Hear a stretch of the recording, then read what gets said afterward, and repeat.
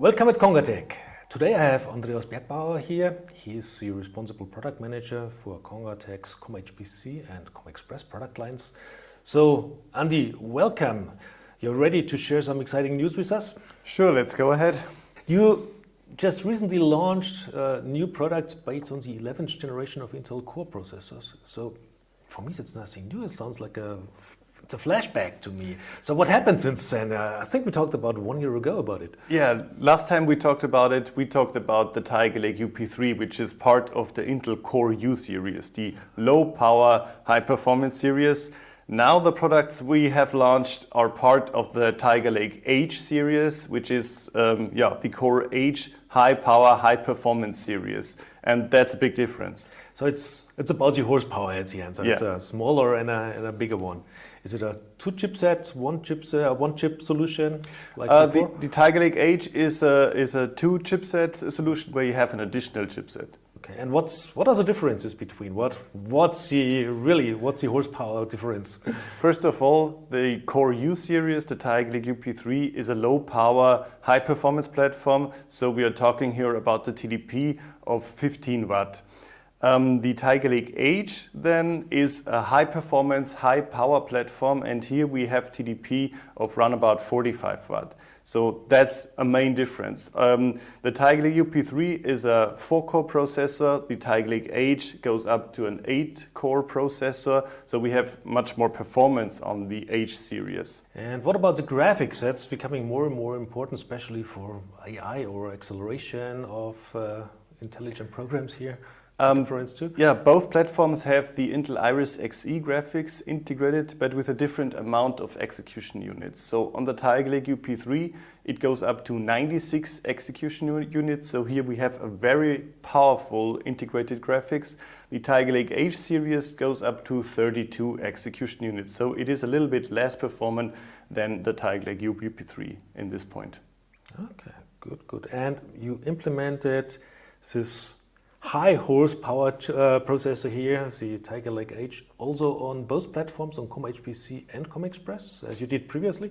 Yeah, we have it on a COM-Express Type 6 module, and we have it on a COM-HPC client size B module. So with this bigger size, we were able, for example, to have additional 4th SODIMM socket on the module. So that means we can support up to 128 gigabyte DRAM on the bigger COM-HPC size.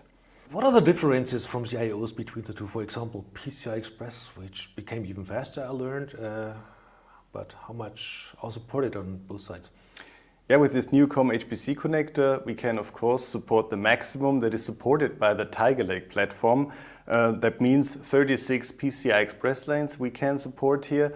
On the COM-Express side, we are limited because of the connector, of course, but we can also support here up to 24 PCI Express lanes. And we have an additional 4 PCI Express lanes that we are using on the module for an onboard NVMe SSD. Oh, that's cool, have everything in very compact together. And what about, let's say, brand new interfaces such as USB 4? USB 4 is of course only supported on COM-HPC. Also new interfaces like MIPI-CSI, this is something that is only supported on the COM-HPC side. And the Ethernet, so that's also an important interface to communicate, of course. Sure, we have 1 times 2.5 gigabit Ethernet on the COM-Express module and 2 2.5 gigabit Ethernet ports on the COM-HPC module. Last but not least, I've heard there's something new on the sound side. The audio changed? Yeah, on COM-HPC, HDA is no longer supported. Instead, we are supporting here I2S and SoundWire.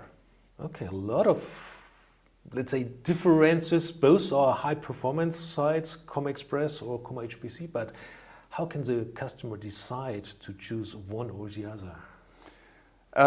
That's a good question. I mean, basically, for customers that are developing completely new systems, starting from the scratch and want to scale up, maybe in the future even to even more performance modules, then for those customers, I think it is the best idea to go with COM-HPC and start their new system with COM-HPC.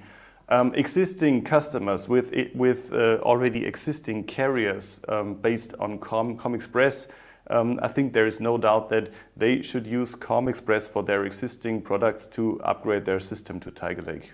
Means there's no rush for the ones which are used to COM-Express, but if you have something brand new and scalable in mind, then COM-HPC might be the right solution.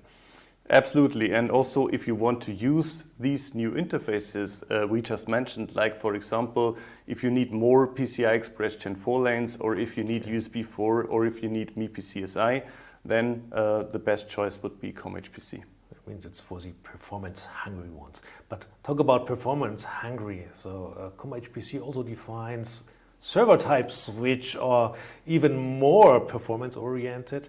So you know, I'm chairman here in the PICMIC for the COM-HPC standard. Of course, I'm curious, what's your plans about the COM-HPC server? Yeah, we are already working on two very interesting products based on the next generation Intel Xeon D processors. Yeah, these products will be really interesting from several point of views. I can't tell you more about that right now, but please stay tuned for more information. We will quite soon have the launch for that. Thank you, Andy, for this exciting news. And as always, find latest information about congatec and our products at congatec.com.